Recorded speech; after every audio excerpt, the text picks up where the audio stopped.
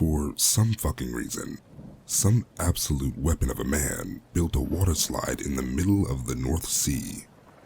Me and the lads in the cod trawler couldn't believe it when we found it. There we were, bracing ourselves against 40-foot rogue waves and horizontal sleet carried on hurricane-level turbulence 50 miles out from Scotland when we spotted it. An 8-looped, baby blue plastic waterslide standing defiantly amongst the building-sized waves and ship-bucking winds. It had a ladder and little white and red flags for a lifeguard and everything. It was Gas who saw it first. "Jesus Christ," he yelled over the North Sea roar. "There's a fucking waterslide out there." I was about to yell back that he was an idiot when, out of habit, my gaze turned to follow where his trembling finger pointed. He wasn't lying. There was a fucking waterslide out there. "Fuck me," I muttered under my breath. "That's a fucking waterslide." "Is that a fucking waterslide?" Old Dave, the captain, had poked his head out of the cabin to get a view uninhabited by the fat drops of rain smashing into the viewing window. "Fuck me, it actually is. That's a fucking waterslide, in the middle of the North Sea." He joined the rest of us, running from the wheel onto the deck to lean over the starboard bulwark. Every man on the vessel stood gawping at the horizontal blue loops, those steel bars set into concrete standing firm against the lashing of the wind and monstrous waves. Even the tiny lifeguard flags in the bucket they were in seemed unperturbed by the North Sea's rage. This was in stark contrast to the nets and gear on the ship's deck, all of which strained at the straps saving them from being lost at sea. The search beam on the roof of the cabin swung in the concrete plinth's direction, carving it out against the almost unscathed Arctic darkness. I turned around, peering to see who had climbed up to direct it. That's when the ship capsized. It happened in 3 moments. The mother of all surges crashed down. I was in the air above churning foam. All was black and my lungs filled with ice water. We had life jackets, of course, but in seas this rough, the buoyancy offers little help. Fortunately, this wasn't the first time I'd found myself in the drink. Adrenaline let instinct take charge and I became singularly focused. Swim, you bastard. Swim, and don't stop until you reach that fucking waterslide. The constant flashes of lightning were my only guide. Somehow, though, I made it to the concrete platform. My lungs burned from inhaling so much of the sub-zero salt water. Those freezing waves still smashed around me as I climbed the steel rungs bolted into one side of the structure. It was when I got to the top that I was allowed a lightning-strike snapshot of our ship's stern vanishing below the churning surface. The gale was still beating down on me. There were no signs of my crewmates, but I dared not risk standing to look for them in the roaring black waves. The force of those winds would no doubt have carried me straight back into the freezing waters. Instead, I rolled towards the only thing I could see on the platform besides the blue plastic waterslide. A hole, about 10 feet in diameter, in the center of the concrete space. I was terrified by the time I reached it, but only by the memories of Mick or Benny or Saul's mom's weeping faces when they found out their boys had drowned. I'd sworn never to do that to my old dear. That's why I only peered into the gaping ladderless hole for a few moments before deciding this new unknown danger was far less than the known certainty of an enraged North Sea. The lightning-carved silhouette of a fresh 30-footer bearing down on the platform was all it took for me to close my eyes and throw myself into the yawning void. The Arctic overspill from above fell through the darkness with me. We weren't falling for long. After about 10 seconds, my plummet was broken by something soft, cold, and clothed in wet fabric. It crunched beneath me when I landed, despite distinctly moist, squelching nature of the way it cushioned my landing. It took me a few minutes to find a flare in the safety kit in my belt. Even though the echoing from the tunnel mouth on the distant ceiling made the roar of the waves louder than ever before, I still heard the high-pitched scream that could only have come from my own mouth. It couldn't have come from Bob or Fred's. Their necks were broken. That's why discovering I'd landed on them made me scramble as far back into the flare-lit room as I possibly could. I screamed even louder when gas came falling through the hole. Shock is a funny thing. When gas landed, my main concern was how I'd explain to Bob's mom that the impact of big fat gas man landing on him caused his eyeballs to pop from their sockets and splat violently on the opposite wall, a far too short way from my yelling features. Who the fuck is screaming? Keith, mate, is that you? What if I landed? Oh my fucking god, no. That's a big pile of no, fuck that. Gas, move away from the fucking hole. For a man with a moniker that contains the words big and fat, Gas could move fast when he needed to. This is an essential skill for any fisherman, as nobody wants to be decapitated by a snapped line. Another life-saving skill is knowing when to follow instructions without stopping to look around and find out why. It's both of these skills which saved Gas from being crushed by the falling frames of Dave and Alfie. Dave landed safely on the pile of sodden corpses. The organic snap which cracked the air let us know Alfie had joined them. What a fucking storm, Dave grinned at us before the grin turned into a scream upon noticing the puddle of blood forming around where a sharp piece of bone protruded from the new, unnatural joint in Alfie's neck. Jesus fucking Christ! Alfie, no! Wait, shit, is that Bob? Dave, fucking move! It was Gas that yelled this time. Still only a yard or two from the hole himself, Dave showed the same intuitive response that kept Gas alive, rolling from the corpse pile mere milliseconds before the thick boots did to Fred's skull that they would have done to his own.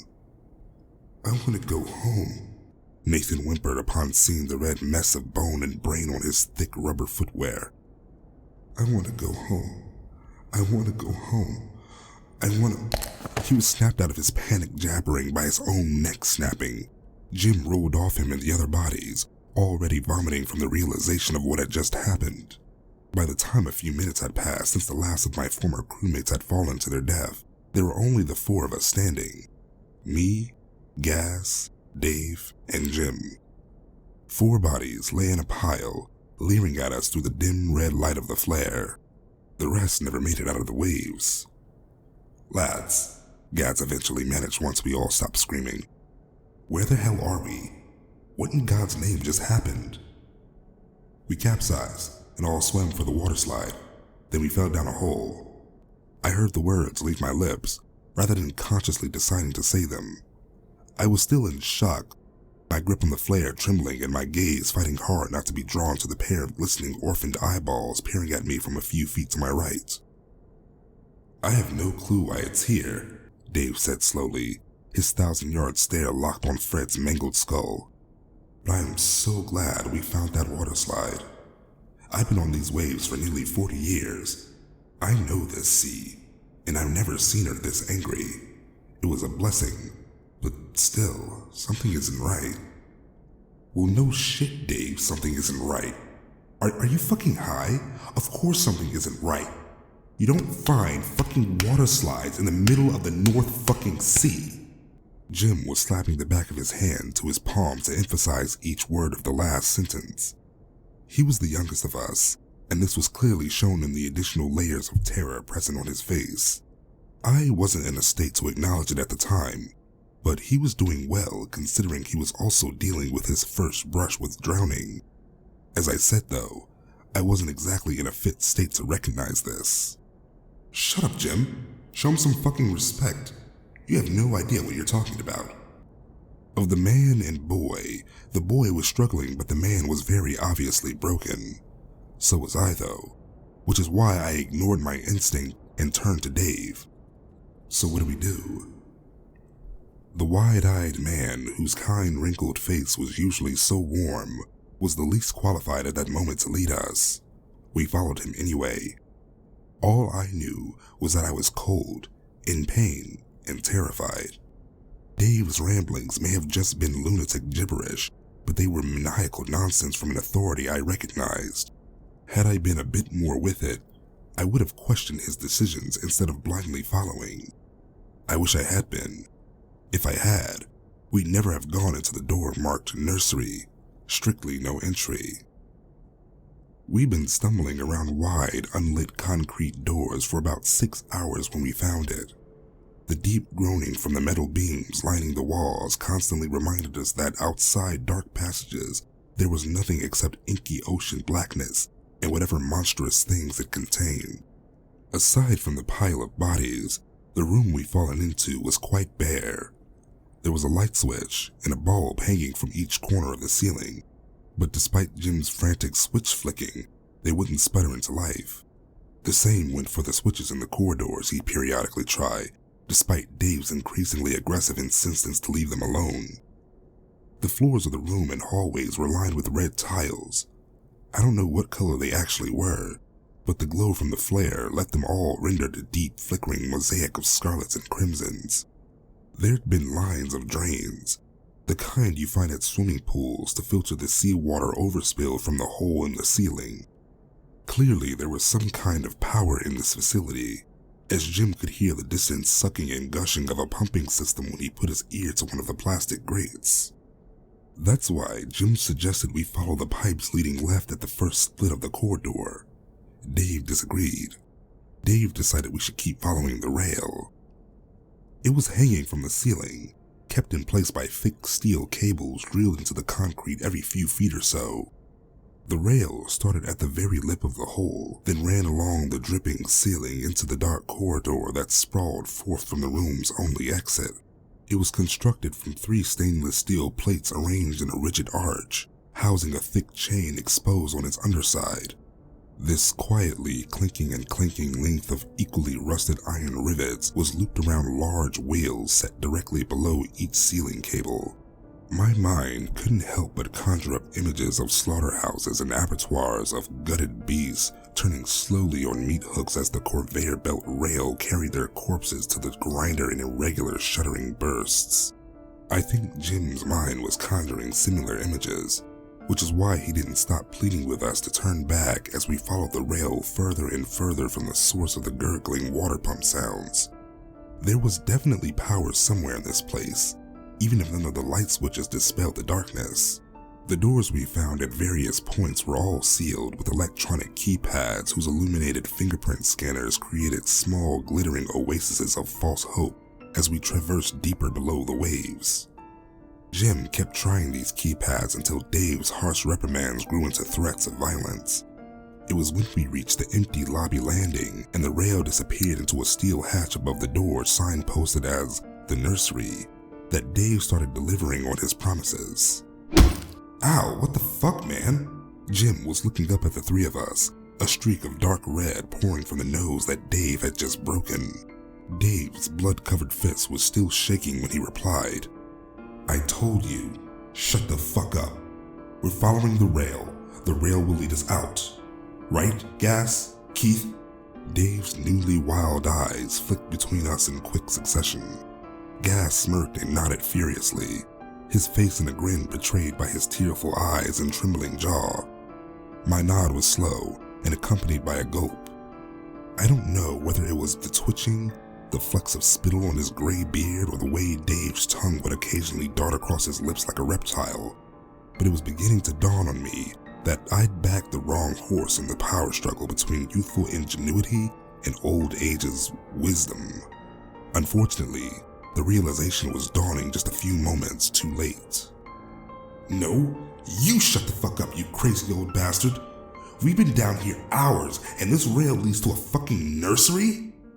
Why would the way out be enough? The rookie trawlerman never got to finish his sentence. The steel-capped toe of Dave's boot smashed into the boy's chin, knocking him sideways into the cement wall.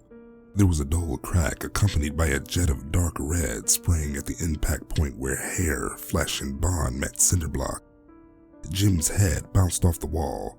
He looked up at me, blood pooling from his split skull, his eyes crossing in and out of focus. Keith, mate, please. The lump in my throat rose.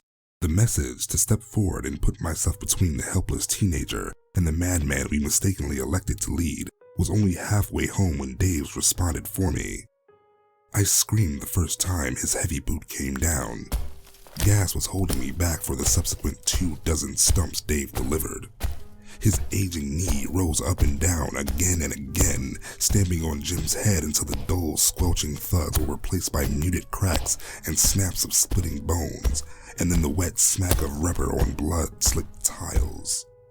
Jim's helpless and now headless body had stopped twitching long before Dave finished. "What the fuck, Dave?" I screeched, struggling helplessly against the colossal gadget's pudgy grip. "What the actual fuck? Are you fucking mad, bastard? He was just a kid!" Behind my tear-stained eyes, all I could see were panic-fueled visions of Jim's mom, of me having to explain that I'd allowed a psychopathic near-pensioner to stamp on his head until his brains were splattered across the rubber overalls of 2 grown men who should have saved him. "Oh, Keith, you have balls now, do you?" Dave snarled, rounding on me. The wildness in his eyes had evolved into red blemishes around burst capillaries. "Funny, I don't remember them when you got back to shore and walked in on your brother fucking your wife." Now I wasn't just seeing red because of the flare. Before I could free myself and slam a fist into Dave's face for bringing up this known taboo subject, Gas revealed just how much he also didn't appreciate the comment. "You don't fucking bring that up," Gas roared. He threw me to the ground, stepping over me and slamming a paw into Dave's jaw with one fluid motion. "You know we don't fucking bring that up. That could have been any one of our fucking misses."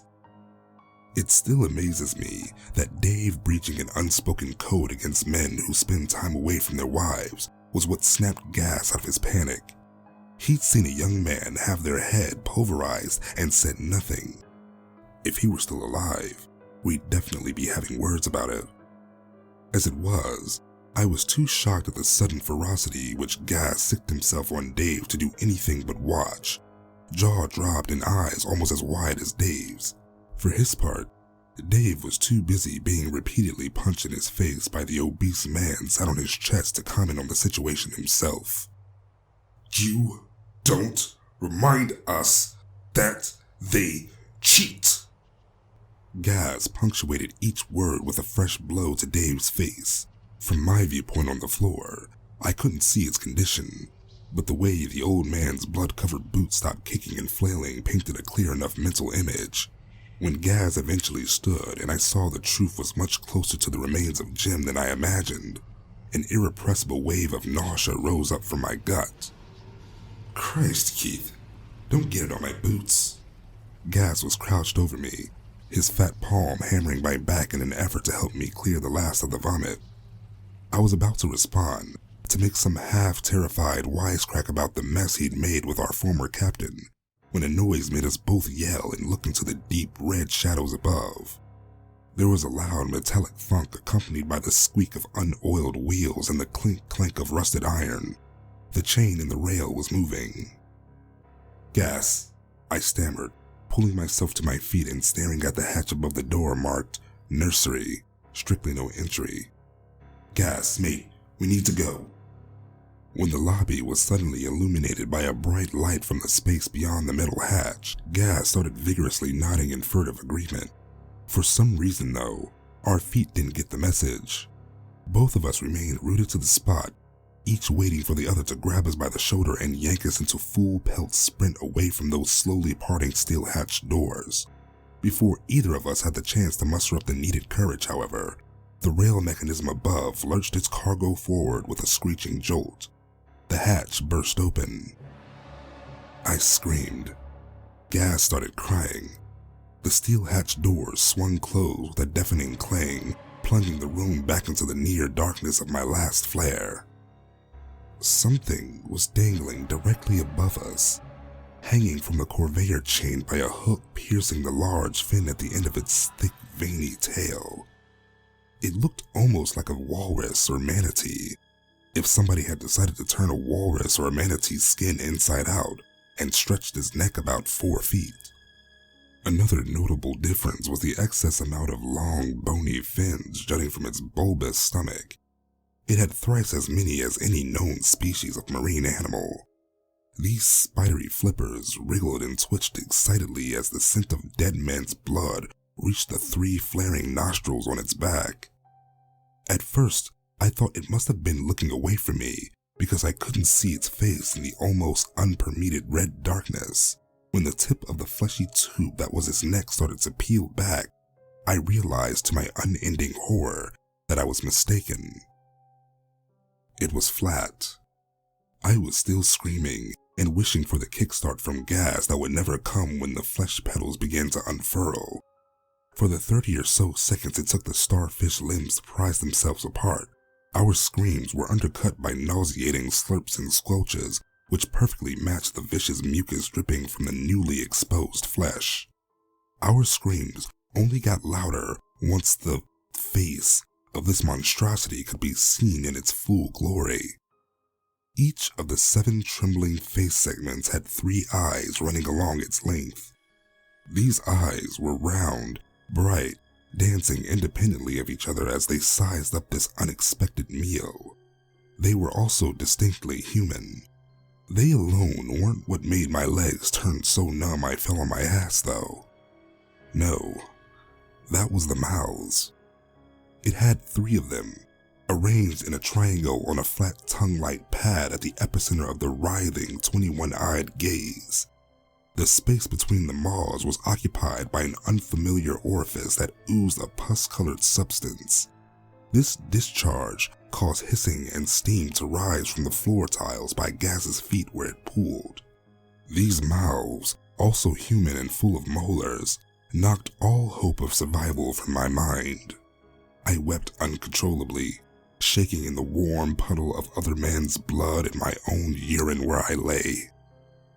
It wasn't the look of the mouths that broke me, despite the fact that they were utterly horrifying in ways that test my nerve to ruminate on too long.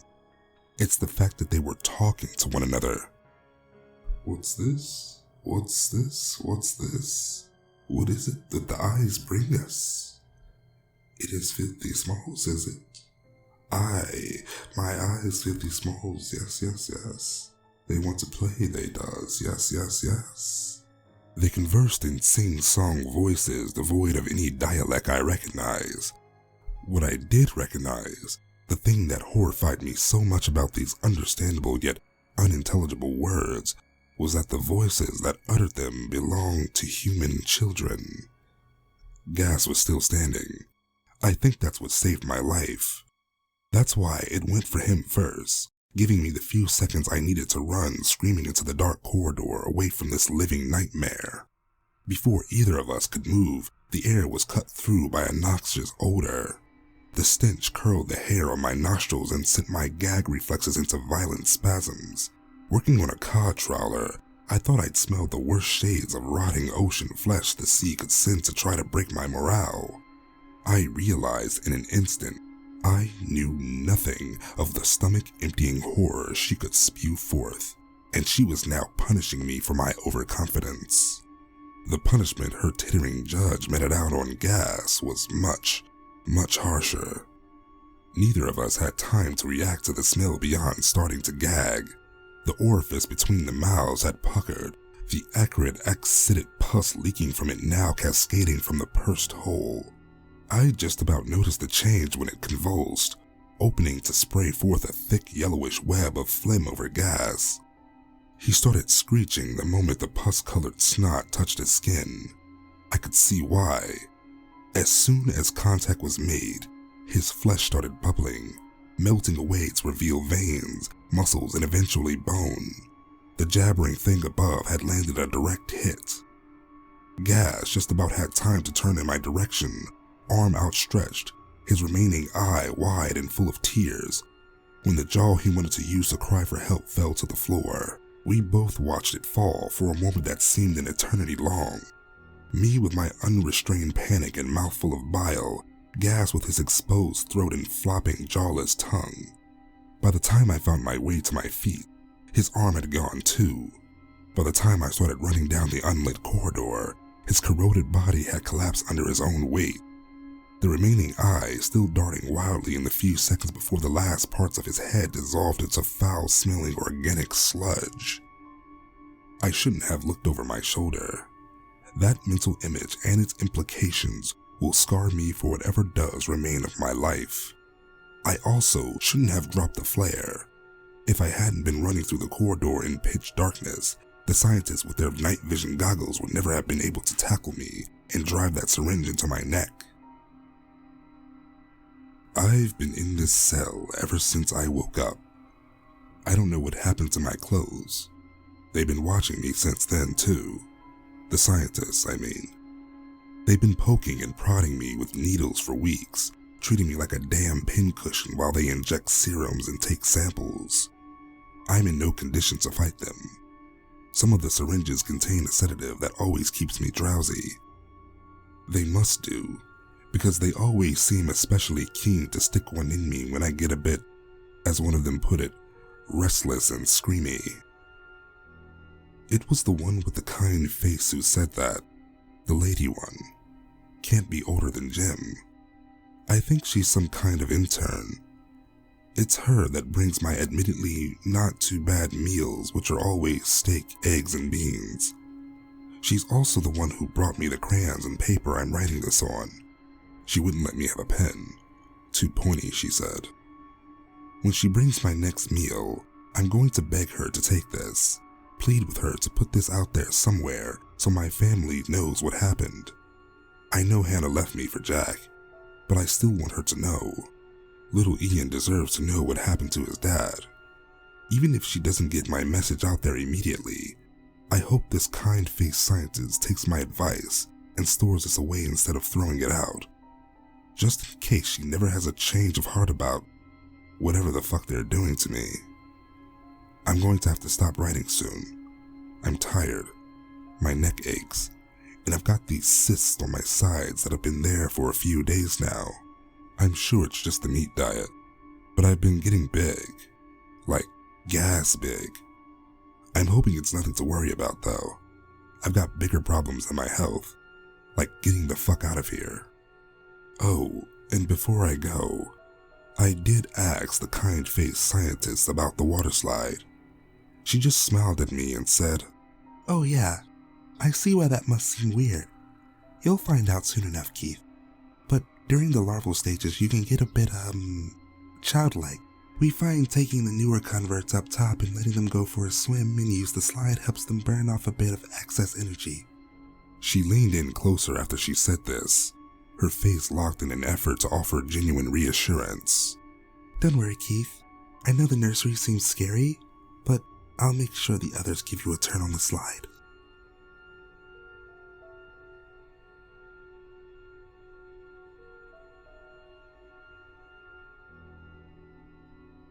As always, I hope you enjoyed tonight's story, and if you did, please hit the like button, comment, and share this with your friends. If you're new here and you love to listen to me tell these stories, why don't you go ahead and hit that subscribe button? I promise you won't regret it. And until next time, I'll see you soon.